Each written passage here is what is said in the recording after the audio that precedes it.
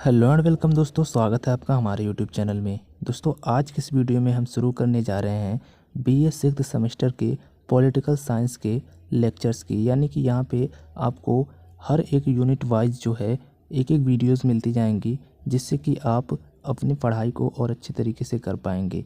आज की इस वीडियो में हम बात करने वाले हैं यूनिट 1 की, जिसमें कि आधुनिक भारत में सोच और विचार शामिल है।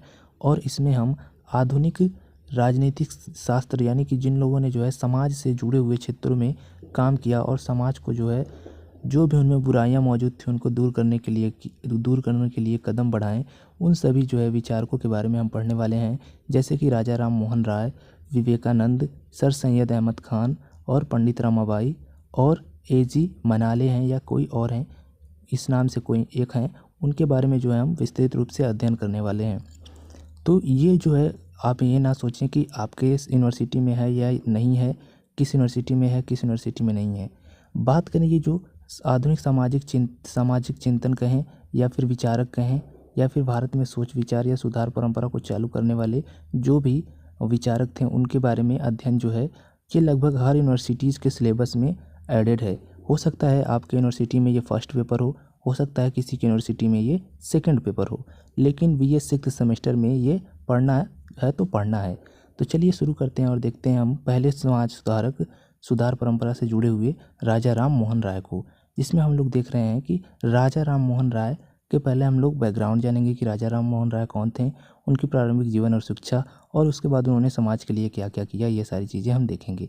तो यहाँ पे कहा जा रहा है कि राजा राम मोहन राय जो हैं, जिन्हें अक्सर भारतीय पुनर्जागरण का जनक माना जाता है, भारत में 19वीं सदी के शुरुआत के दौरान एक प्रमुख समाज सुधारक, विचारक और दार्शनिक थे। यानी कि राजा राम मोहन राय जो है पुनर्जागरण के जनक माने जाते हैं और 19वीं सदी की शुरुआत के दौरान जो है एक प्रमुख समाज सुधारक और विचारक और दार्शनिक थे। 22 मई 1972 को राधानगर बंगाल प्रेसिडेंसी यानी कि वर्तमान पश्चिम बंगाल भारत में जन्मे राय ने प्रारंभिक भारतीय रीति रिवाजों को चुनौती देने और सामाजिक, धार्मिक और शैक्षिक सुधारकों की वकालत करने में महत्वपूर्ण भूमिका निभाई। आगे चले तो आगे इनकी प्रारंभिक जीवन और शिक्षा को देख लेते हैं। प्रारंभिक जीवन और शिक्षा में बात की जा रही है तो यहाँ पे कहा जा रहा है कि राजा राम मोहन राय का जन्म जो है हिंदू धर्म ग्रंथों में मजबूत पृष्ठभूमि वाले एक ब्राह्मण परिवार में हुआ था। उन्होंने घर पर प्रारंभिक संस्कृत शिक्षा प्राप्त की, जिसने भारतीय दर्शन और संस्कृति की उनकी गहरी समझ की नींव रखी। पश्चिमी शिक्षा और संस्कृति से उनका परिचय बाद में ईस्ट इंडिया कंपनी में नौकरी के दौरान ब्रिटिश अधिकारियों और मिशनरियों के साथ बातचीत के माध्यम से हुआ। यानी कि यहाँ पे कहा जा रहा है कि राजा राम मोहन राय जो थे वो हिंदू धर्म ग्रंथों से जो मजबूत पृष्ठभूमि वाले ब्राह्मण परिवार थे उस समय, उन घर में जो है उनका जन्म हुआ था और उन्होंने जो है प्रारंभिक संस्कृत शिक्षा प्राप्त की और इसी शिक्षा से जो है उनकी गहरी समझ हुई और बाद में इन्होंने ईस्ट इंडिया कंपनी में नौकरी के दौरान जो है पश्चिमी शिक्षा के बारे में भी जानकारी प्राप्त की। आगे चले तो आगे बात की जा रही कि धार्मिक और सामाजिक सुधार, यानी कि राजा राम मोहन राय ने जो है कौन कौन से सुधार धार्मिक हुआ या सामाजिक हुआ किए। तो यहाँ पे कहा जा रहा है कि राजा राम मोहन राय के सबसे महत्वपूर्ण योगदानों में से एक हिंदू समाज में सुधार और उस समय प्रचलित रूढ़िवाद को चुनौती देने के उनके प्रयास थे। उन्होंने सती विधवाओं द्वारा अपने पति की चिता पर आत्मदाह करने की प्रथा, जातिगत भेदभाव, हिंदू जाति व्यवस्था की कठोरता जैसी सामाजिक बुराइयों का कड़ा विरोध किया। यानी कि राजा राम मोहन राय के जो महत्वपूर्ण योगदान है उनमें कौन कौन से हैं, जैसे कि उन्होंने सती प्रथा को जो है ख़त्म किया। यानी कि पहले के समय में जब स्त्रियों के पति की मृत्यु हो जाती थी तो उनके साथ जो है उनको भी चिता पर जो है जला दिया जाता था, लेकिन इनका इन्होंने विरोध किया। जातिगत भेदभाव का भी इन्होंने विरोध किया। राय ने सती प्रथा के खिलाफ अथक अभियान चलाया और 1829 में बंगाल सती विनियम पारित करने में महत्वपूर्ण भूमिका निभाई, जिसने ब्रिटिश भारत में इस प्रथा को गैर कानूनी घोषित कर दिया। यानी कि इन्होंने बहुत ज़्यादा जो है अथक प्रयास किया, अभियान चलाया और 1829 में जो है बंगाल सती विनियम पारित हो गया, यानी कि एक कानून बन गया जिससे जो है ब्रिटिश भारत में जो है इसे गैर कानूनी घोषित कर दिया गया। आगे चले तो आगे देखते हैं तो आगे कहा जा रहा है कि उन्होंने बहुविवाह, बाल विवाह की भी आलोचना की और विधवा पुनर्विवाह और शिक्षा के समान अवसरों पर महिलाओं के अधिकारों की वकालत की। रॉय जाति, पंथ या लिंग की परवाह किए बिना व्यक्तियों की समानता में विश्वास करते थे। उन्होंने एक अधिक न्यायपूर्ण और न्याय संगत समाज बनाने की दिशा में सक्रिय रूप से काम किया। यहाँ पे कहा जा रहा है कि जो बहुविवाह होते थे, यानी कि कई विवाह किए जाते थे लोगों के द्वारा, और बाल विवाह यानी कि बच्चे जो छोटे थे उनके विवाह कर दिए जाते थे, इनकी भी आलोचना की। और विधवा की दोबारा विवाह हो, इसकी भी जो है उन्होंने वकालत की। और उन्होंने महिलाओं को सभी अधिकार दिलाना और समान अवसरों को दिलाने के लिए जो है वकालत की। इन्होंने जाति, पंथ या लिंग, यानी कि जाति क्या है, लिंग क्या है, स्त्री या पुरुष है, इन सभी की परवाह किए बिना जो है व्यक्तियों को समानता में लाने का प्रयास किया और एक न्यायपूर्ण और न्याय संगत समाज बने, इसके लिए सक्रिय रूप से काम किया। आगे चले तो आगे धार्मिक संश्लेषण और बुद्धिवाद में देखते हैं तो कहा जा रहा है कि रॉय हिंदू धर्म, इस्लाम और ईसाई धर्म सहित विभिन्न धार्मिक परंपराओं की शिक्षाओं से गहराई से प्रभावित थे। उन्होंने विभिन्न धर्मों के बीच समानता पर जोर दिया और आध्यात्मिकता के लिए तर्कसंगत और वैज्ञानिक दृष्टिकोण को बढ़ावा देने की मांग की। रॉय ने 1828 में ब्रह्म समाज की स्थापना की, जिसका उद्देश्य एकेश्वरवाद, सामाजिक समानता और तर्कवाद को बढ़ावा देकर हिंदू समाज में सुधार करना था।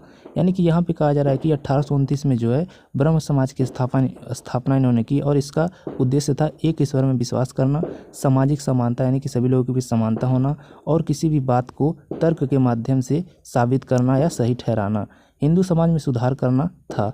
ब्रह्म समाज ने भारत के सामाजिक धार्मिक परिदृश्य को आकार देने में महत्वपूर्ण भूमिका निभाई। यानी कहा जा रहा है कि ब्रह्म समाज जो था वो जो है भारत के सामाजिक यानी समाज में और धार्मिक परिदृश्य को जो है एक आकार देने में महत्वपूर्ण भूमिका निभाई और भविष्य के सुधार आंदोलनों को प्रेरित किया और भविष्य में जो सुधार आंदोलन थे उनको जो है प्रेरित किया ताकि भारत के समाज में जो है सुधार हो सके।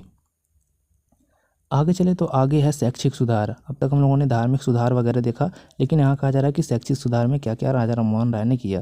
कहा जा रहा है कि सामाजिक सुधार और राष्ट्रीय विकास में शिक्षा के महत्व को पहचानते हुए राजा राममोहन राय ने पश्चिमी सिद्धांतों पर आधारित आधुनिक शिक्षा की वकालत की। उन्होंने कई स्कूलों की स्थापना की और पारंपरिक भारतीय विषयों के साथ साथ अंग्रेजी, विज्ञान और प्रौद्योगिकी के अध्ययन को बढ़ावा दिया। रॉय का मानना था कि शिक्षा ज्ञानोदय और सामाजिक प्रगति की कुंजी है और उन्होंने समाज के सभी वर्गों के लिए शैक्षिक अवसरों को विस्तार करने का अथक प्रयास किया।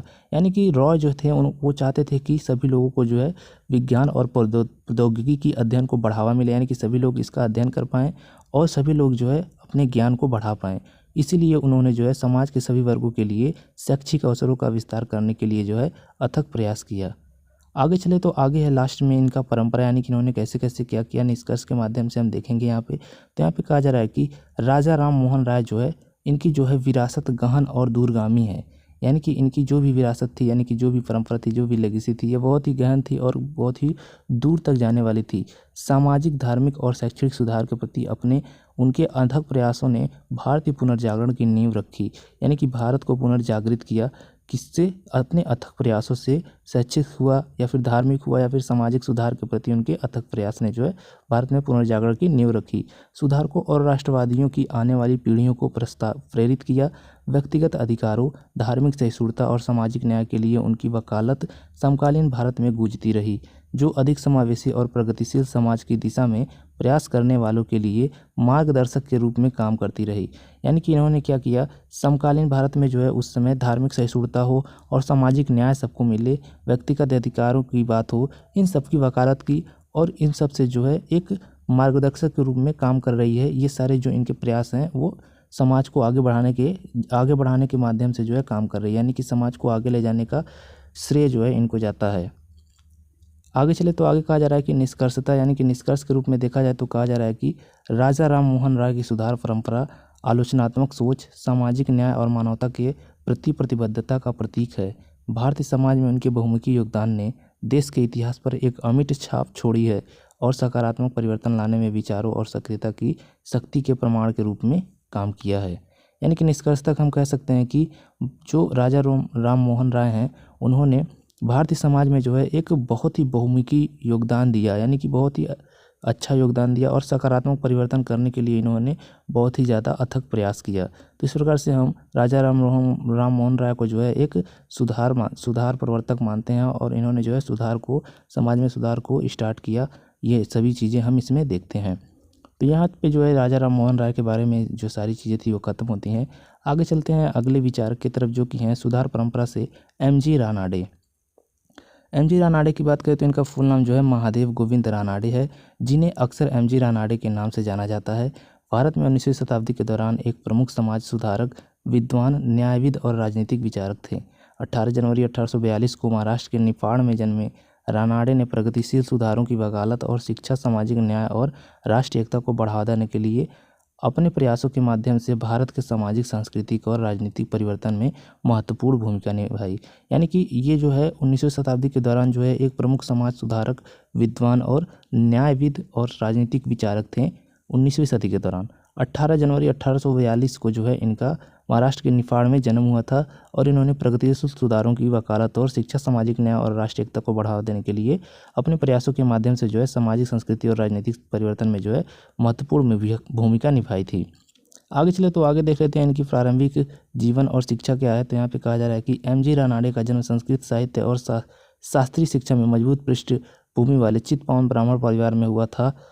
उन्होंने अपनी प्रारंभिक शिक्षा पुणे में प्राप्त की और बाद में एन फिंस्टल कॉलेज और बॉम्बे विश्वविद्यालय में कानून और अर्थशास्त्र में उच्च अध्ययन किया। रानाडे के पश्चिम शिक्षा और दर्शन के संपर्क ने उनकी सोच को प्रभावित किया और उनमें सामाजिक सुधार और बौद्धिक जांच की इच्छा पैदा की। सामाजिक और धार्मिक सुधारों की बात करें तो यहाँ पे कहा जा रहा है कि रानाडे भारतीय समाज में व्याप्त सामाजिक असमानताओं और अन्यायों, विशेषकर महिलाओं और निचली जातियों की दुर्दशा के बारे में बहुत चिंतित थे। उन्होंने बाल विकास, जातिगत भेदभाव और अस्पृश्यता की प्रथा के खिलाफ सक्रिय रूप से अभियान चलाया। यानी कि ये जो महिलाएं होती हैं और निचली जातियों के लोग होते हैं, उनको दुर्दशा के बारे में जो है ये बहुत ज़्यादा चिंतित थे और उन्होंने बाल विवाह, जातिगत भेदभाव और अस्पृश्यता की प्रथा के खिलाफ जो है बहुत ही सक्रिय रूप से अभियान चलाया। रानाडे ने महिलाओं के उत्थान की वकालत की और उनकी शिक्षा और सामाजिक आर्थिक सुधार के लिए पहल को बढ़ावा दिया। उनका मानना था कि राष्ट्रीय उत्थान के लिए सामाजिक सुधार आवश्यक है और उन्होंने सामाजिक सद्भाव और समानता को बढ़ावा देने के लिए अधिक प्रयास किया। यानी कि इन्होंने क्या किया, सामाजिक और सद्भाव और समानता को बढ़ावा देने के लिए काफ़ी ज़्यादा प्रयास किया। आगे चले तो आगे आपका आर्थिक विचार एवं विकास। कहा जा रहा है कि रानाडे के आर्थिक विचार एडम स्मिथ और जॉन स्टुअर्ट मिल जैसे पश्चिमी अर्थशास्त्रियों के साथ साथ दादा भाई नौरोजी जैसे भारतीय विचारकों के कार्यों में से प्रभावित थे। उन्होंने आर्थिक विकास के महत्व पर जोर दिया और ऐसी नीतियों की वकालत की जो औद्योगिकरण, आधुनिकीकरण और कृषि सुधार को बढ़ावा दे। रानाडे का मानना था कि गरीबी उन्मूलन और जनता के उत्थान के लिए आर्थिक प्रगति की आवश्यकता और उन्होंने उद्यमिता, बुनियादी ढांचे के विकास और पर्यावरण व्यापार को बढ़ावा देने के उपायों का समर्थन किया। यानी कि इन्होंने बहुत सारी चीज़ों पर अपनी राय रखी और उनका समर्थन किया, जिनमें कि यहाँ पे दिया गया कि औद्योगिकीकरण, आधुनिकीकरण और कृषि सुधार, ऐसी नीतियों के जो आर्थिक विकास के महत्व में इन सभी नीतियों की जो इन्होंने वकालत की। रानाडे का मानना क्या था कि गरीबी उन्मूलन और जनता के उत्थान के लिए आर्थिक प्रगति आवश्यक है और उन्होंने उद्यमिता, बुनियादी ढांचे के विकास और व्यापार को बढ़ावा देने के लिए उपायों का समर्थन किया।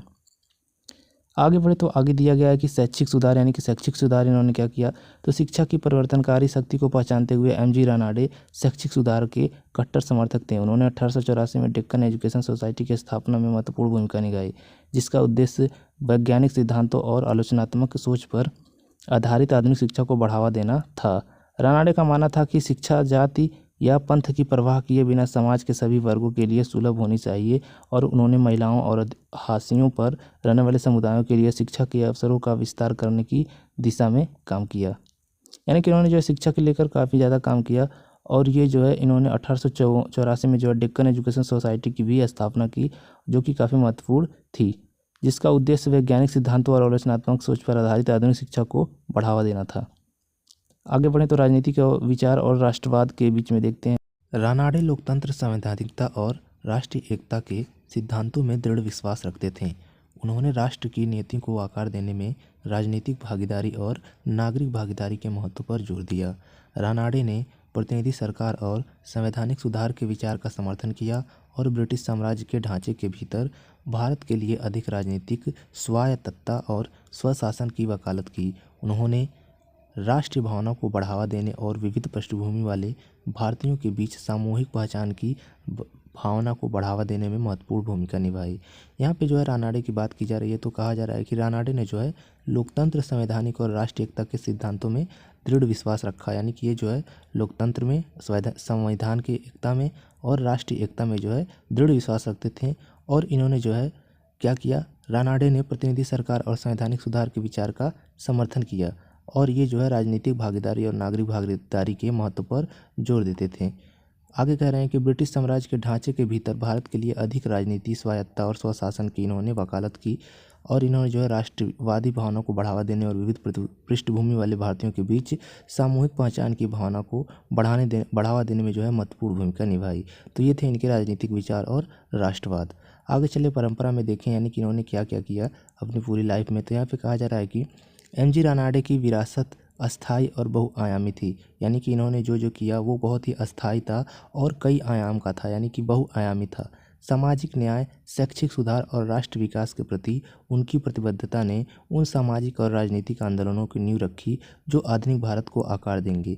यानी कि जो रानाडे थे उनकी जो है लगन कहें या प्रतिबद्धता कहें सामाजिक सुधार के लिए, सामाजिक न्याय के लिए और शैक्षिक सुधार के लिए जो है उनकी लगन इतनी ज़्यादा थी कि इनके द्वारा किए गए राजनीतिक आंदोलनों के कारण ही आज आधुनिक भारत को बहुत ही ज़्यादा फ़ायदा मिल रहा है और इनकी आंदोलनों की नींव रखी, ऐसी आंदोलन की नींव रखी जिससे कि आधुनिक भारत को ये आकार देंगे।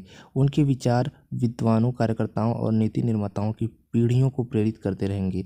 यानी कि उनके विचार जो हैं वो विद्वानों को, कार्यकर्ताओं को और जो नीति निर्माण करते हैं उनकी पीढ़ियों को प्रेरित करते रहेंगे और एक न्यायपूर्ण, समावेशी और समृद्ध समाज का उनका दृष्टिकोण आज भी उतना ही प्रासंगिक है जितना उनके जीवन काल के दौरान था।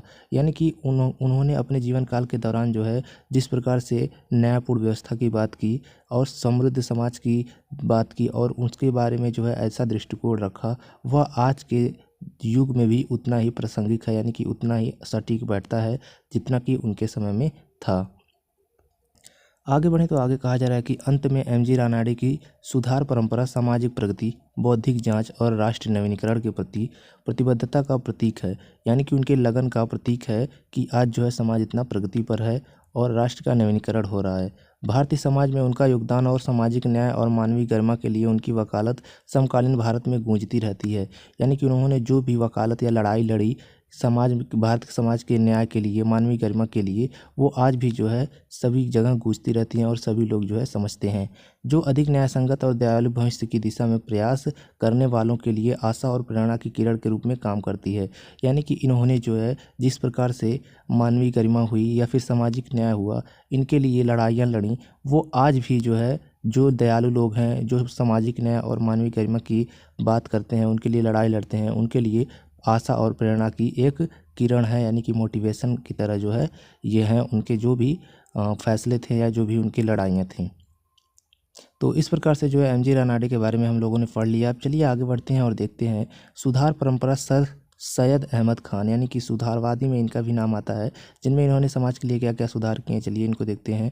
तो आगे कहा जा रहा है कि सर सैयद अहमद खान एक प्रमुख समाज सुधारक, शिक्षाविद और राजनीतिक विचारक थे जिन्होंने 19वीं शताब्दी के दौरान भारत के सामाजिक, सांस्कृतिक और शैक्षिक परिवर्तन में महत्वपूर्ण भूमिका निभाई। यानी कि यहाँ पे कहा जा रहा है कि सर सैयद अहमद खान जो है एक प्रमुख समाज सुधारक, शिक्षाविद और राजनीतिक विचारक थे और इन्होंने 19वीं शताब्दी के दौरान में जो है भारत के सामाजिक, सांस्कृतिक और शैक्षिक परिवर्तन में जो है महत्वपूर्ण भूमिका निभाई। 17 अक्टूबर 1817 को दिल्ली में जन्मे सर सैयद को व्यापक रूप से भारत में आधुनिक शिक्षा के अग्रदूतों में से एक और हिंदू मुस्लिम एकता के चैंपियन के रूप में माना जाता है।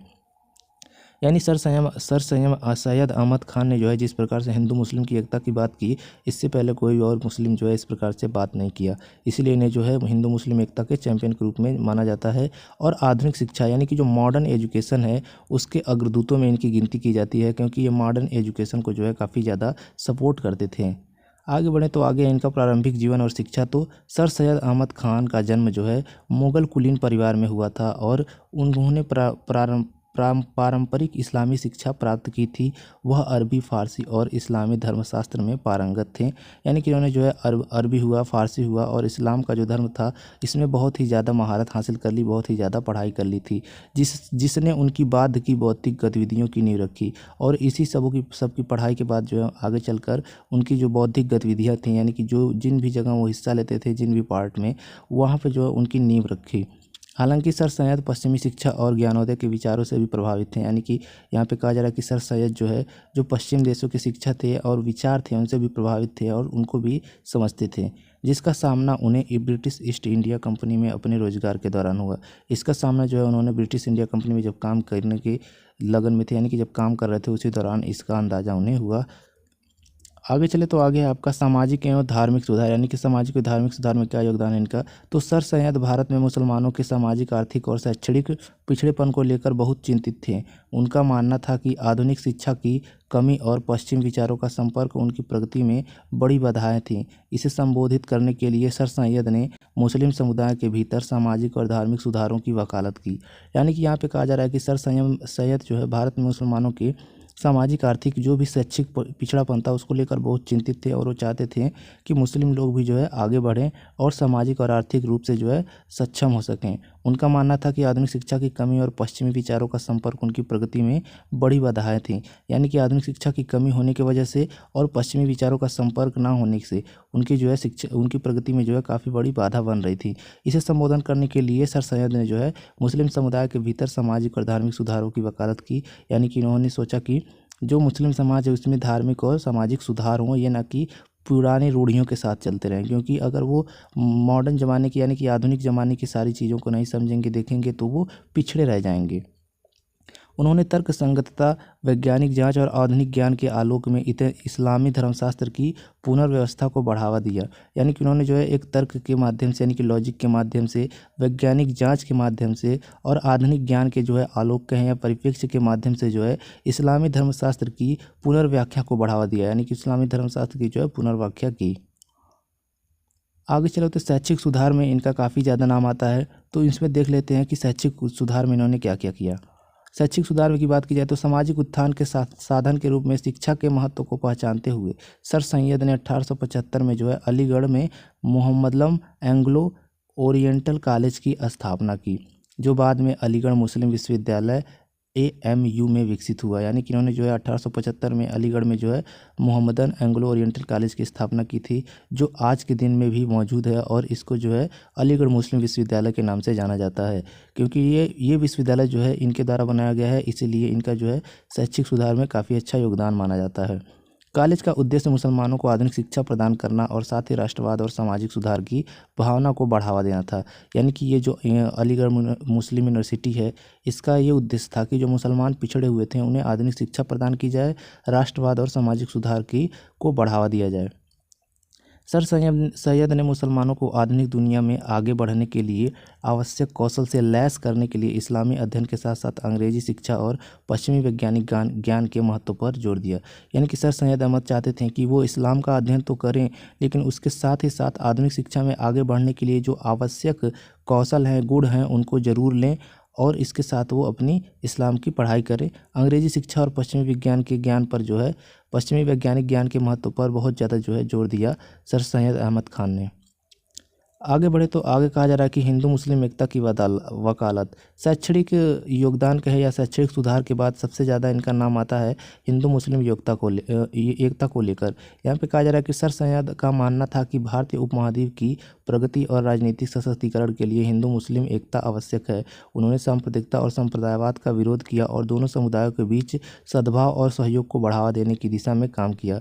अंतर धार्मिक संवाद और समझ को बढ़ावा देने के लिए सर सैयद के प्रयासों ने सांप्रदायिक सद्भाव और राष्ट्रीय एकता के लिए भविष्य के आंदोलन की नींव रखी। यानी कि हिंदू मुस्लिम एकता के लिए इन्होंने जो है बहुत सारी चीज़ें की, जैसे कि सांप्रदायिकता और संप्रदायवाद का विरोध किया, यानी कि धर्म को लेकर जो लड़ाइयाँ थी उनको ख़त्म किया और दोनों समुदाय, हिंदू हुआ और मुस्लिम हुआ, दोनों समुदायों के बीच जो है सद्भाव यानी कि प्रेम व्यवहार को बढ़ावा दिया और आपसी सहयोग को जो है बढ़ावा दिया।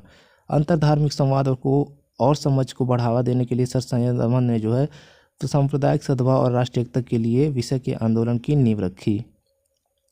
आगे बढ़े तो राजनीतिक व्यवहार देखते हैं कि राजनीतिक विचार में सर सैयद कैसे थे। तो कहा जा रहा है कि सर सैयद एक व्यवहारिक राजनीतिक विचारक थे, जिन्होंने ब्रिटिश औपनिवेशिक शासन के ढांचे के भीतर संवैधानिकता, कानून के शासन और क्रमिक राजनीतिक सुधार की वकालत की। यानी कि इन्होंने जो है बहुत सारी वकालत की हैं और इसमें इन्होंने जो है जिस ब्रिटिश औपनिवेशिक शासन के ढांचे के भीतर जो है संवैधानिकता के कानून थे या फिर शासन थे या फिर क्रमिक राजनीतिक सुधार थे, इनकी बहुत ज़्यादा वकालत की है। उनका मानना था कि मुसलमानों को राजनीतिक प्रक्रिया में सक्रिय रूप से भाग लेना चाहिए, यानी कि सर सैयद का मानना था कि मुसलमानों को जो है जो भी राजनीतिक प्रक्रिया हो रही है उसमें प्रत्यक्ष रूप से सक्रिय रूप से भाग लेना चाहिए और शिक्षा, आर्थिक विकास और ब्रिटिश अधिकारियों के साथ सहयोग के माध्यम से अपने राजनीतिक सामाजिक उत्थान की दिशा में काम करना चाहिए। सर सैयद के राजनीतिक विचारों ने भारत में बाद के मुस्लिम राजनीतिक आंदोलनों की नींव रखी, यानी कि सर सैयद अहमद के द्वारा जो भी आंदोलन चालू किया गया उसके बाद से ही जो है मुसलमानों की जो है आंदोलन हुए, क्योंकि उससे पहले ऐसे आंदोलन नहीं होते थे। आगे बढ़े तो आगे आपका परंपरा, जिसमें कहा जा रहा है कि सर सैयद अहमद खान की विरासत गहन और दूरगामी है।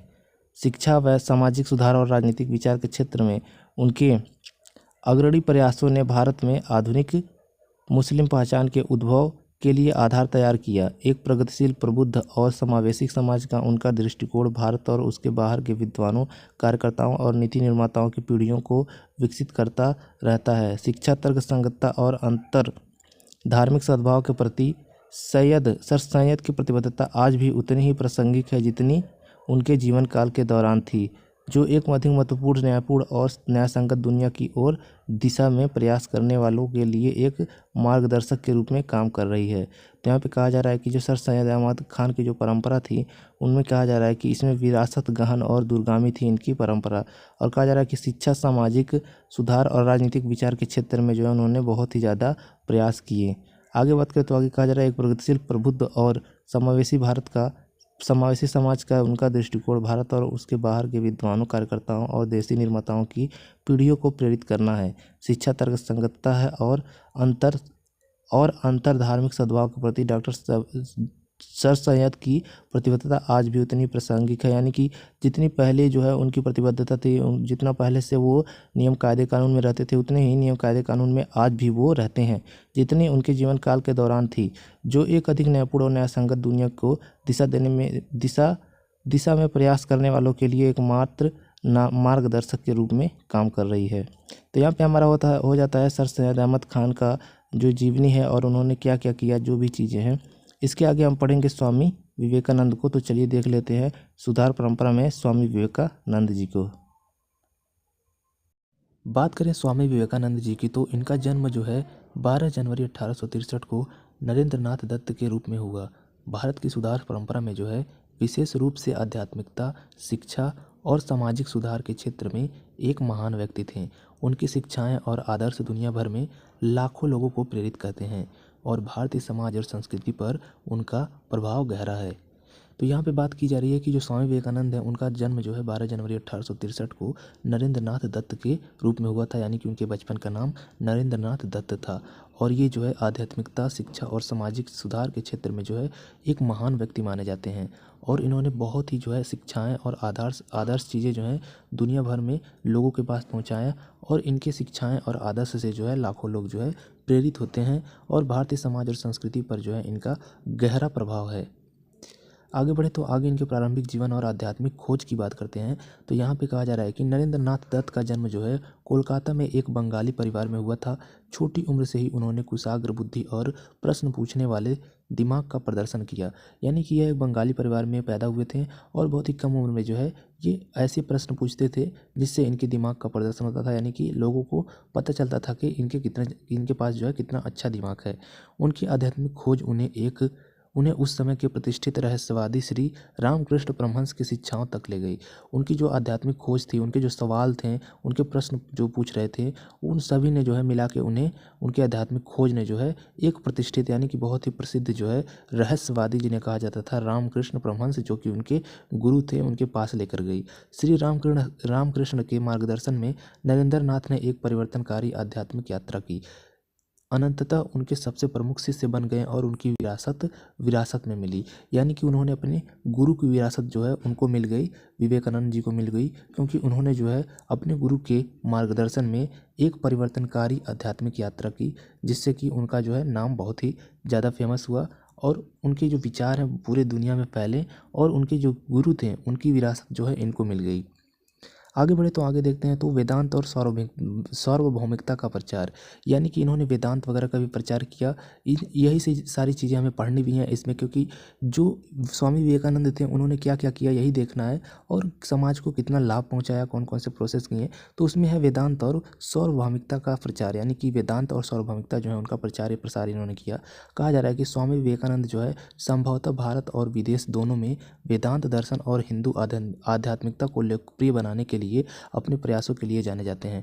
यानी कि जो वेदांत के दर्शन है उनको और हिंदू धर्म की जो आध्यात्मिकता है उसको लोकप्रिय करने के लिए जो है जो प्रयास किए जाते हैं उनमें जो है इनका नाम लिया जाता है। वह सभी धर्मों की सार्वभौमिकता में विश्वास करते हैं, यानी कि सभी धर्मों को जो है समान रूप से माना जाए, ये नहीं कि किसी को कम या ज़्यादा माना जाए, और आस्थाओं के सामंजस्य की वकालत करते हैं, और सभी धर्मों की जो आस्थाएं हैं उनमें सामंजस्य बना रहे, यानी कि एक बराबरी का लेवल बना रहे। ये ना हो कि कोई बहुत अच्छा या कोई बहुत बुरा, ऐसा कोई बात ना आए, उसमें हर एक धर्म में जो है बराबरी बनी रहे और तालमेल बना रहे, इसकी जो है वकालत वो करते थे, यानी कि इसके जो है पक्षधर थे। 1893 में शिकागो में विश्व धर्म संसद में अपने प्रसिद्ध भाषण में विवेकानंद ने मानवता की एकता और वेदांत की आवश्यक शिक्षाओं पर जोर देते हुए एक प्रेरक भाषण दिया। यहाँ पे जो है 1893 में जो शिकागो में विश्व धर्म संसद हुआ था उसमें विवेकानंद गए थे, और उन्होंने सबसे पहले जो है सभी लोगों को माय ब्रदर एंड सिस्टर्स बोला था। तो यहाँ पे जो है उन्होंने पहले ही जो है एक अच्छा विचार प्रस्तुत किया, लेडीज़ एंड जेंटलमैन की जगह सभी को भाई और बहन बोला। तो यहाँ से हम समझ सकते हैं कि विवेकानंद के जो विचार थे वो कितने उच्च थे, और इन्होंने जो है वहाँ पे जो धर्म संसद था शिकागो में 1893 में, वहाँ पे जो है वेदांत और शिक्षाओं पर जो है इन्होंने जोर देते हुए जो है एक प्रेरक भाषण दिया, जो कि बहुत ही ज़्यादा लोगों को पसंद आया। उन्होंने लोगों से सांप्रदायिक विभाजन से ऊपर उठने और प्रेम, करुणा और सेवा के सार्वभौमिक सिद्धांतों को अपनाने का आग्रह किया। यहाँ पे कहा जा रहा है कि जब उन्होंने वहाँ पे भाषण दिया तो उन्होंने कहा कि सांप्रदायिक, यानी कि अपने अपने धर्मों से ऊपर उठिए, अपने अपने धर्म में जिस तरीके से बैठे हुए हैं उनसे ऊपर उठकर जो है प्रेम, करुणा, सेवा जैसे सार्वभौमिक सिद्धांतों को जो है अपनाने का आग्रह किया। ये सारी चीज़ें आपको अपनानी चाहिए अपने भी जीवन में, क्योंकि धर्म अगर वगैरह से कुछ नहीं होने वाला है अगर लोगों के अंदर प्रेम, करुणा और सेवा की भावना ना हो तो। यहाँ तक तो हो गया। आगे चले तो आगे यहाँ पे शिक्षा और सशक्तिकरण में देखते हैं विवेकानंद के क्या योगदान थे। तो यहाँ पे कहा जा रहा है कि विवेकानंद ने व्यक्तिगत और सामाजिक उत्थान में शिक्षा की महत्वपूर्ण भूमिका को पहचाना।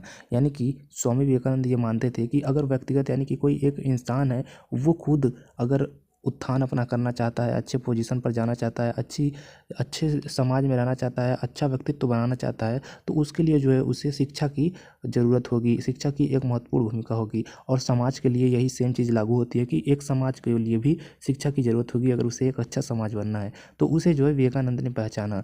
उनका मानना था कि शिक्षा का लक्ष्य न केवल बौद्धिक विकास होना चाहिए बल्कि नैतिक और आध्यात्मिक विकास को भी बढ़ावा देना चाहिए। स्वामी विवेकानंद जो कि यह मानते थे कि ये ना कि शिक्षा से केवल जो चीज़ें आप पढ़ रहे हैं उनको याद कर रहे हैं यही नहीं होना चाहिए, बल्कि आध्यात्मिक तौर पर विकास होना चाहिए। ये नहीं कि आप रटे जा रहे हैं सब कुछ बिना समझे सोचे। आपको सोचना होगा, समझना होगा आप क्या पढ़ रहे हैं, किस लिए पढ़ रहे हैं। आपको एक जो है सोशल अवेयरनेस होना चाहिए, आध्यात्मिकता होना चाहिए, सामाजिक ज्ञान भी होना चाहिए पढ़ाई के साथ। इस दृष्टिकोण के अनुरूप जो है विवेकानंद ने जो है रामकृष्ण मिशन और रामकृष्ण मठ की स्थापना की। इन्होंने जो है रामकृष्ण मिशन की स्थापना की, जो कि काफ़ी फेमस मिशन है इनका, क्योंकि इसी के द्वारा इन्होंने जो है शिक्षा और समाज के और आध्यात्मिकता के सामंजस्य को बनाने का प्रयास किया।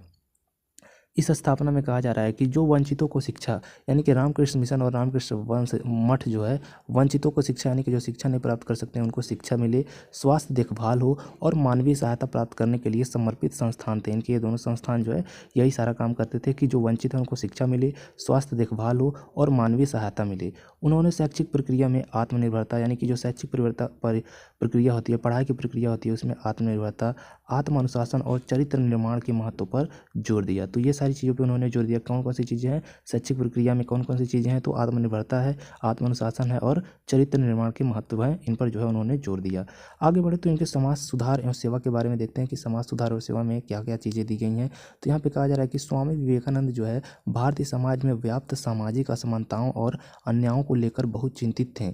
उन्होंने सामाजिक सुधार का समर्थन किया और समाज के दलित और हाशिए पर मौजूद वर्गों के उत्थान के लिए अथक प्रयास किया। यहाँ पे कहा जा रहा है कि जो समाज स्वामी विवेकानंद जो हैं वो भारतीय समाज में जो असमानता थी, यानी कि ऊंच नीच का भेदभाव, गरीबी और अमीरी का बहुत ज़्यादा अंतर था और जो उनके साथ अन्याय होता था उनसे जो है काफ़ी चिंतित थे स्वामी विवेकानंद। उन्होंने सामाजिक सुधार का समर्थन किया, यानी वो चाहते थे कि समाज में सुधार हो, जो ऊंच नीच की इतनी गहरी खाई है उसको पाटा जा सके, लोगों को एक सम्मान मिले, सभी लोग मिलजुल के एक बराबर तरीके से रह पाएँ। उन्होंने जो है समाज में दलित, यानी कि जो दलित माने जाते हैं, जिन्हें ऊंच नीच के कैटेगरी में रखा जाता है कि ये नीचे लोग हैं, इस तरीके से मतलब अछूत लोग हैं, और हाशिए पर मौजूद यानी कि जो गरीब लोग हैं, उन वर्गों के उत्थान के लिए जो है उन्होंने जो है बहुत ही ज़्यादा प्रयास किया, यानी कि अथक प्रयास किया। विवेकानंद प्रत्येक मनुष्य की अंतर्निहित दिव्यता में विश्वास करते थे और जाति, पंथ या लिंग की परवाह किए बिना सभी व्यक्तियों की गरिमा और अधिकारों की वकालत करते थे। जो विवेकानंद हैं ये क्या करते थे, प्रत्येक मनुष्य की अंतर्निहित जो यानी कि उसके अंदर की जो दिव्यता है, यानी कि जो आदमी के अंदर की दिव्य शक्ति है उसमें विश्वास करते थे। वो उसके जाति को देखकर, उसके धर्म को देखकर और उसके लिंग को देखकर, यानी कि वो कोई जाति नहीं देखते थे, वो कोई धर्म नहीं देखते थे और स्त्री है कि पुरुष है ये भी नहीं देखते थे। वो देखते थे तो उस आदमी के अंदर की दिव्यता को, और उस दिव्यता को देखते हुए जो है वो सभी व्यक्तियों की गरिमा और अधिकारों की वकालत करते थे और इसके पक्ष में थे कि सभी को जो है सभी व्यक्तियों की गरिमा बनी रहे और सभी को उनके अधिकार मिलें। आगे बढ़ें तो आगे देखते हैं। आगे कहा जा रहा है कि उन्होंने आध्यात्मिक पूर्ति के लिए साधन के रूप में मानवता की सेवा के महत्व पर जोर दिया और अपने अनुयायियों को सामाजिक कार्य और परोपकार में संलग्न होने के लिए प्रोत्साहित किया। यहाँ पे कहा जा रहा है कि उन्होंने आध्यात्मिक पूर्ति, यानी कि अध्यात्म जो है पूरा हो, इसके साधन के रूप में जो है मानवता की सेवा की और इसके सेवा पर जो है उस सेवा के महत्व पर जो है जोर दिया कि मानवता की सेवा होना चाहिए। और अपने अनुयायियों, यानी कि जो उनके शिष्य थे, जो उनकी बातों को मानते थे, उनको जो है सामाजिक कार्य और परोपकार में संलग्न होने के लिए प्रोत्साहित किया कि वो लोग जो है सामाजिक कार्य करें, समाज में जो भी गरीबी है, जो भी कंगाली है उसको दूर करें और दूसरों पे उपकार करें।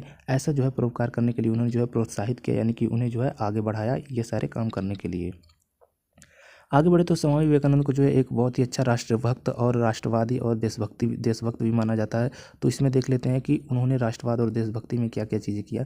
तो कहा जा रहा है कि स्वामी विवेकानंद जो है भारतीय राष्ट्रवाद के कट्टर समर्थक थे। यहाँ पे देखिए राष्ट्रवाद के जो है वो काफ़ी कट्टर समर्थक थे, राष्ट्र को लेकर काफ़ी ज़्यादा जो है मुखर रहते थे और बेफिक्र रहते थे और उन्हें भारत की संस्कृति और आध्यात्मिक विरासत पर बहुत गर्व था। यानी कि जो भारत की संस्कृति है और जो आध्यात्मिक विरासत मिली हुई है हमें, उन पर जो है जो विवेकानंद है उन्हें बहुत ही ज़्यादा गर्व था।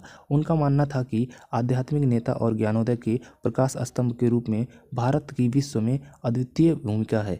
यानी कि जो आध्यात्मिक नेता हैं भारत में, यानी कि जो अध्यात्म को मानते हैं, अध्यात्म की प्रचार प्रसार करते हैं, समझते हैं और ज्ञानोदय के प्रकाश स्तंभ के रूप में जो है, यानी कि जो ज्ञान को जानते हैं और एक प्रकाश स्तंभ के रूप में, यानी कि प्रकाश स्तंभ यानी कि उजाला फैलाने वाला प्रकाश का स्तंभ। तो यहाँ पे जो लोग भी इस प्रकार के हैं, जो काफ़ी ज़्यादा ज्ञानवान हैं और आध्यात्मिक हैं, उनकी जो है उनके रूप में जो है भारत के जो विश्व में भूमिका है वो क्या है, अद्वितीय है। यानी कि भारत के जैसा कोई दूसरा देश है ही नहीं।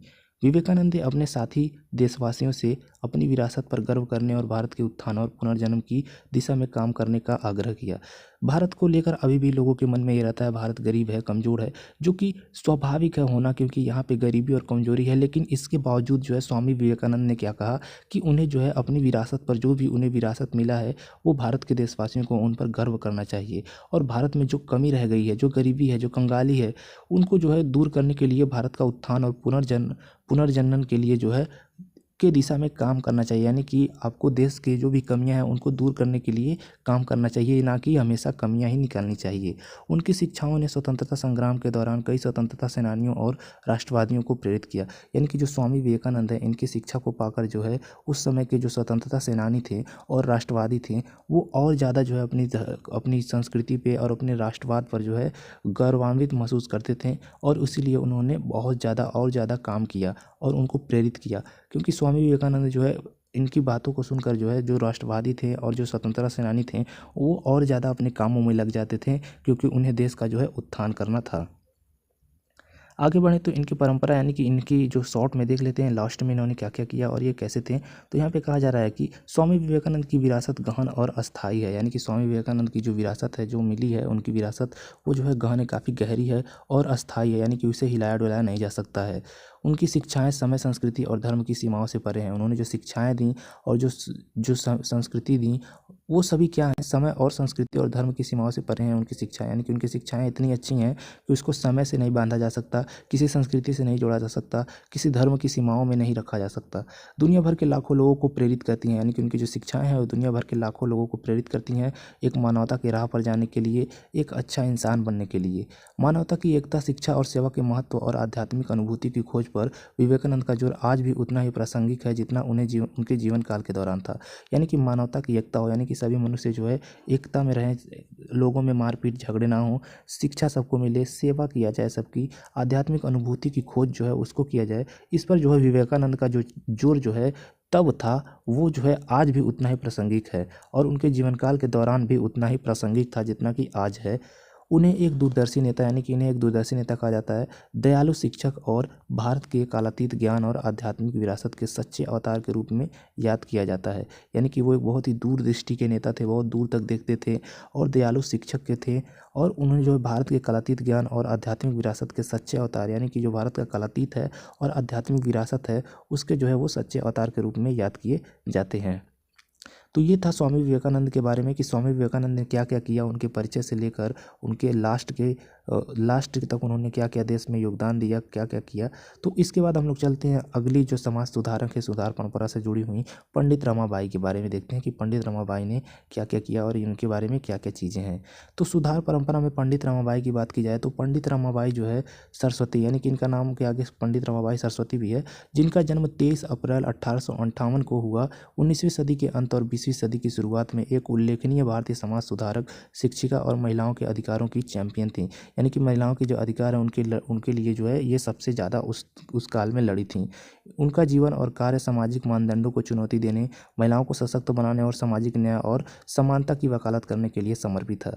यानी कि ये जो है 1858 में इनका जन्म हुआ और 19वीं सदी के अंत में और 20वीं सदी की शुरुआत में जो है एक उल्लेखनीय, यानी कि इनका उल्लेख मिलेगा आपको किसमें, भारतीय समाज सुधारक में, एक शिक्षिका के रूप में और महिलाओं के अधिकार दिलाने के रूप में जो है एक चैंपियन के रूप में इनका जो है उल्लेख आपको मिलेगा। उनका जीवन और कार्य जो है सामाजिक मानदंडों को चुनौती देने वाला था, महिलाओं को सशक्त बनाने और सामाजिक न्याय और समानता की वकालत करना, यानी कि महिलाओं को सशक्त बनाना, यानी कि महिलाएं जो है सशक्त हो सकें, मजबूत हो सकें और उन्हें सामाजिक न्याय मिल सके और वो जो है पुरुषों के समान हो सके, उनकी उतनी समानता मिले, इसके लिए वो जो है वकालत करती थी और इन सब चीज़ों की वो पक्षधर थीं। आगे बढ़े तो देखते हैं प्रारंभिक जीवन और शिक्षा उनका कैसा था। तो यहाँ पे कहा जा रहा है कि प्रारंभिक जीवन और शिक्षा में बताया जा रहा है कि पंडित रमाबाई का जन्म जो है महाराष्ट्र में एक ब्राह्मण परिवार में हुआ था। तो पंडित रमाबाई जो है एक ब्राह्मण परिवार में पैदा हुई थी।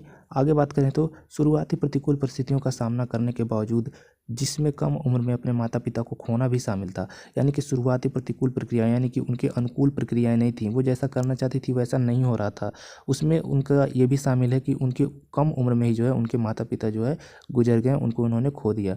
रमाबाई ने असाधारण बुद्धिमत्ता और ज्ञान की प्यास का प्रदर्शन किया, यानी कि रमाबाई जो है एक असाधारण बुद्धिमत्ता, जिसको मतलब हल्के में मत लीजिए कि मतलब ये साधारण बुद्धिमत्ता थी, ये जो है एक असाधारण बुद्धिमत्ता, यानी कि बुद्धि की एक समझ सकते हैं कि चाह रखने वाली, और ज्ञान की प्यास, यानी कि जो ज्ञान के लिए एक प्यास होती है कि मुझे ज्ञान मिलता जाए, तो इस प्रकार की इनकी ज्ञान की प्यास थी और ये जो है इसके लिए इन्होंने प्रदर्शन किया, यानी कि इन्होंने दिखाया कि मैं कितना ज्ञान लेना चाहती हूँ और कितना बुद्धिमान बनना चाहती हूँ। उन्होंने अपने पिता को, जो स्वयं एक विद्वान थे, संस्कृत, हिंदू धर्म ग्रंथों और भारतीय दर्शन की व्यापक शिक्षा प्राप्त की, यानी कि जब तक उनके माता पिता जिंदा थे तब की बात की जा रही है कि उन्होंने अपने पिता से जो है, जो कि एक संस्कृत विद्वान थे, उनसे संस्कृत हुआ, हिंदू धर्म ग्रंथ हुआ और भारतीय दर्शन की जो है एक व्यापक तौर पर शिक्षा प्राप्त की। हालांकि रमाबाई ने अंग्रेजी और पश्चिमी साहित्य का अध्ययन करके अपने शिक्षित को व्यापक बनाने की भी कोशिश की। उनका मानना था कि यह उन्हें एक सामाजिक सुधार की वकालत करने के लिए सशक्त बनाएगा, यानी कि उन्होंने अपने पिताजी से संस्कृत, हिंदू धर्म ग्रंथों को पढ़ा, लेकिन उसके बाद जो है अपनी जो भी जितने भी अध्ययन किया था उन्होंने अपनी पर्सनालिटी को और अच्छा करने के लिए और समझ के लिए और अपनी सोच और अपनी पढ़ाई को और व्यापक दृष्टिकोण देने के लिए उनका मानना था कि जो है उन्हें ये सारी चीज़ें पढ़नी चाहिए, अंग्रेजी साहित्य भी पढ़ना चाहिए, पश्चिमी साहित्य भी पढ़ना चाहिए और सामाजिक सुधार की वकालत करने में उनकी जो है ये सारी चीज़ें मदद करेंगी। आगे चले तो महिला के अधिकारों की वकालत में इनका बहुत ही ज़्यादा नाम ऊपर आता है, क्योंकि महिलाओं के अधिकार के लेकर इन्होंने बहुत ज़्यादा लड़ाई लड़ी है। तो यहाँ पे कहा जा रहा है कि महिलाओं के अधिकार के वकालत, या यहाँ पे कहा जा रहा है कि पंडित रमाबाई भारत में महिलाओं के अधिकारों की अग्रणी वकील थी। उन्होंने प्रारंभिक पारंपरिक हिंदू समाज द्वारा महिलाओं पर लगाई गई गंभीर सीमाओं को पहचाना, जिसमें शिक्षा, संपत्ति के अधिकार और सामाजिक गतिशीलता पर प्रतिबंध शामिल थे। यहाँ पे कहा जा रहा है कि पंडिता जो रमाबाई थीं वो महिलाओं के अधिकारों की अग्रणी थीं, यानी कि महिलाओं को अधिकार दिलाने के लिए सबसे आगे खड़ी हुई थी। और उन्होंने जो पारंपरिक हिंदू समाज है उनके द्वारा महिलाओं पर जो प्रतिबंध लगाए गए हैं, जो रोक लगाए गए हैं, जैसे शिक्षा के लिए रोक, संपत्ति के अधिकार के लिए रोक और सामाजिक गतिशीलता में जो है रोक लगाए हुए हैं या प्रतिबंध लगाए हुए हैं, उनको हटाना, उनको पहचानना इनका काम था। रमाबाई का मानना था कि शिक्षा महिला सशक्तिकरण की कुंजी है। यहाँ पे कह रही हैं रमाबाई की अगर कोई महिला सशक्तिकरण होना चाहती है, अपने पास शक्ति लाना चाहती है, तो उसे जो है शिक्षा प्राप्त करनी चाहिए और वह लड़कियों को ज्ञान तक पहुँच और आत्म सुधार के अवसर प्रदान करना चाहती हैं। लड़कियों को ज्ञान तक पहुँच, यानी कि लड़कियां ज्ञान तक पहुँचें और अपने आत्म सुधार कर सकें, यानी खुद का सुधार कर सकें, ऐसा अवसर देना चाहती हैं पंडित रमाबाई। उन्होंने आर्य महिला समाज की स्थापना की, जो महिलाओं की शिक्षा और सामाजिक सुधार को बढ़ावा देने के लिए समर्पित संगठन है। यानी कि जो पंडित रमाबाई थी इन्होंने आर्य महिला समाज की स्थापना की और महिलाओं को जो है शिक्षा मिले, जिससे सामाजिक सुधार को बढ़ावा मिले। उन्हीं महिलाओं की शिक्षा और समाज सुधार में जो है इनका संगठन जो है आर्य महिला समाज जो है वो समर्पित है। तो इस प्रकार से इन्होंने महिलाओं के अधिकारों की वकालत की और महिलाओं के अधिकारों की बहुत ही ज़्यादा पक्षधर थी हैं और ये महिलाओं के लिए उन्होंने किया। आगे चले तो समाज सुधार और विधवा पुनर्विवाह को लेकर इन्होंने क्या क्या किया, आगे ये डिस्कस किया गया है। तो यहाँ पे कहा जा रहा है कि सामाजिक सुधार और विधवा पुनर्विवाह। भारतीय समाज में पंडित रमाबाई का सबसे महत्वपूर्ण योगदान विधवा पुनर्विवाह के लिए उनकी वकालत थी। यानी कि विधवा पुनर्विवाह, यानी कि विधवा का फिर से विवाह किया जाए, इसके लिए उन्होंने बहुत सारे पक्ष रखे और वकालत किया, इसके लिए लड़ाई लड़ी। वह विधवाओं की दुर्दशा से बहुत परेशान थी। यानी कि जो विधवाओं की दुर्दशा हो जाती है, शादी के बाद उन्हें कोई पूछता नहीं है, मतलब उनके पति की मृत्यु के बाद उन्हें कोई पूछता नहीं है, तो उनसे जो है वो काफ़ी ज़्यादा जो है परेशान थी, जिन्हें अक्सर सामाजिक रूप से बहिष्कृत माना जाता है। यानी विधवाओं को जो है सामाजिक रूप से बहिष्कृत माना जाता है, यानी कि समाज से उन्हें बाहर रहने के लिए कहा जाता है। बुनियादी अधिकारों और सम्मान से वंचित रखा जाता है। जो बुनियादी अधिकार होते हैं, जो कपड़ा, घर, जो जगह मिलनी चाहिए, इतना खाना मिलना चाहिए, ये सारी चीज़ें जो विधवा महिलाएं होती हैं उनको नहीं दी जाती है। रमाबाई ने विधवाओं के पुनर्विवाह की खुलेआम वकालत करके और ज़रूरतमंद लोगों की सहायता और आश्रय प्रदान करके प्रचलित रीति रिवाजों और मानदंडों को चुनौती दी। यानी कि रमाबाई ने उस समय में क्या किया, जो महिलाएं थीं उनको पुनर्विवाह करना और करने के लिए खुलेआम वकालत की, यानी कि खुलेआम लड़ाई लड़ी, खुलेआम उन्होंने तर्क रखे और तर्कों से जो है जीता। और उन्होंने क्या किया कि जो ज़रूरतमंद है उनको आश्रय प्रदान किया। यानी कि मान लीजिए कोई विधवा हो गई, उन्हें उसे घर से निकाल दिया गया, तो उसके लिए इन्होंने घर दिया और प्रचलित रीति रिवाज जो थे और उनके मानदंड जो थे उनको चुनौती दी और उन्हें जो है गलत ठहराया। उनके प्रयासों ने विधवाओं के साथ होने वाले अन्याय के बारे में जागरूकता बढ़ाने में मदद की और भारतीय समाज में विधवा पुनर्विवाह को धीरे धीरे स्वीकार करने में योगदान दिया। यानी कि जो इनके प्रयास थे उन्होंने जो है जागरूकता बढ़ाई और जब जागरूकता बढ़ी तो विधवा पुनर्विवाह जो है धीरे धीरे स्वीकार किया जाने लगा और इस प्रकार का योगदान जो है इन्होंने विधवा पुनर्विवाह में दिया। आगे चले तो शैक्षिक पहल देखें तो शैक्षिक पहल में इन्होंने क्या किया, तो कहा जा रहा है कि पंडित रमाबाई सामाजिक परिवर्तन के साधन के रूप में शिक्षा की कट्टर समर्थक थीं। यानी कि पंडित रमाबाई को पहले भी हम लोगों ने पढ़ा कि वो जो है महिलाओं के सशक्तिकरण का एक ही साधन मानती थी, वो था शिक्षा। उन्होंने क्या किया, उन्होंने पुणे में लड़कियों के लिए एक स्कूल शारदा सदन की स्थापना की। यानी कि उन्होंने एक आर्य महिला समाज की भी स्थापना की महिलाओं के लिए और पुणे में लड़कियों के लिए जो है एक स्कूल शारदा सदन की भी स्थापना की, जिसने सभी पृष्ठभूमि की लड़कियों को गुणवत्तापूर्वक शिक्षा प्रदान की। यानी कि यहाँ से जो है सभी वर्गों की लड़कियाँ, सभी पृष्ठभूमि की लड़कियाँ जो है जाती थीं और इन्हें जो है काफ़ी अच्छी शिक्षा प्राप्त होती थी। रमाबाई का मानना था कि शिक्षा समग्र होनी चाहिए, जिसमें न केवल शैक्षणिक विषय बल्कि नैतिक और आध्यात्मिक विकास भी शामिल हों।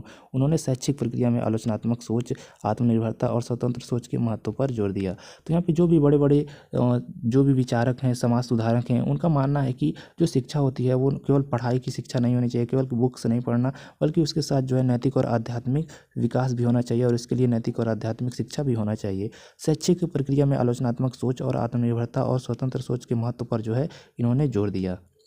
आगे चले तो शैक्षिक पल में इन्होंने लड़कियों के लिए जो स्कूल स्थापित किया और इतना ज़्यादा जो कहते हैं प्रयास किया। इसी के साथ आगे चले तो सामाजिक न्याय की भी इन्होंने वकालत की। तो देखते हैं सामाजिक न्याय की वकालत में क्या है। तो पंडित रमाबाई जो है सामाजिक न्याय और सभी के लिए समानता के प्रति गहराई से प्रतिबद्ध थी। यानी कि जो पंडित रमाबाई थी वो सामाजिक न्याय के लिए और सभी के लिए समानता और इसके प्रति जो गहराई है उसके लिए प्रतिबद्ध थी। यानी कि सभी को समानता मिलना चाहिए और सभी को न्याय मिलना चाहिए, इससे जो है वो बंधी हुई थी।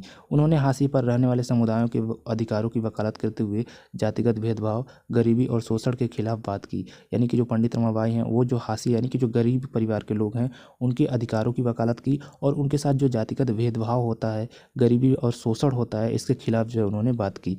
रमाबाई के लेखक और भाषणों में भारतीय समाज को त्रस्त करने वाले प्रणालीगत अन्याय की ओर ध्यान आकर्षित किया और लोगों से एक अधिक न्यायपूर्ण और दयालु समाज के निर्माण की दिशा में काम करने का आग्रह किया। तो जो रमाबाई के लेख थे यानी कि जो उन्होंने लेख लिखे थे, जो वो भाषण देती थी, उनके बातों से जो भारतीय समाज को एक त्रस्त करने वाली प्रणाली चल रही थी, जो अन्याय कर रही थी, उसकी ओर ध्यान आकर्षित किया लोगों का और एक से अधिक न्यायपूर्ण और दयालु समाज के निर्माण की दिशा में काम करने का आग्रह किया।